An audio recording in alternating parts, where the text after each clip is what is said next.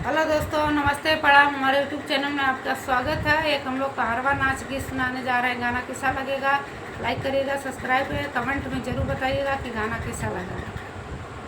छोटी का करी नरम बातिया, कहाँ रह धोखे बाजौआ जी की रतिया, कहाँ रह धोखे बाजौआ जी की रतिया।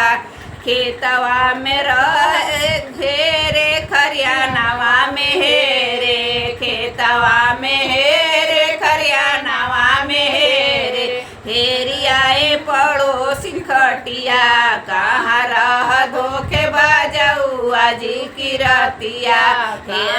हेरियाए पड़ोसी खटिया, कहाँ रह धोखे बाजौआ जी की रतिया, कहाँ रह धोखे बाजौआ जी की रतिया।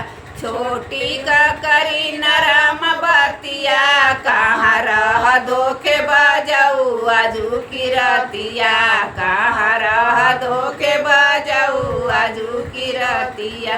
आंगना में हेरे ओ सारावा में हेरे, आंगना में हेरे ओ सारावा में हेरे, हेरी आए हम तो नद खटिया, कहाँ रह धोखे बाजौआ जी की रतिया, कहाँ रह धोखे बाजौआ जी की रतिया। छोटी का करी नरम बातिया, कहाँ रह धोखे बाजौआ जी की रतिया, कहाँ रह धोखे बाजौआ जी की रतिया।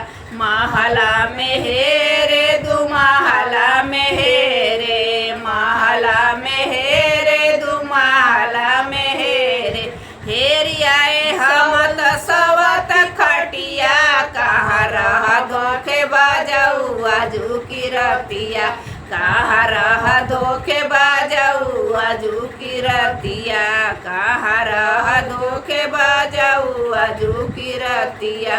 छोटी का करी नरम बतिया, कहाँ रह धोखे बाजौआ जी की रतिया, कहाँ रह धोखे बाजौआ जी की रतिया। नीदिया से भरल बा तोहार अखिया, कहाँ रह धोखे बाजौआ जी की रतिया, कहाँ रह धोखे बाजौआ जी की रतिया। हेलो दोस्तों, गाना कैसा लगेगा कमेंट में जरूर बताइए। मिलते हैं नेक्स्ट वीडियो।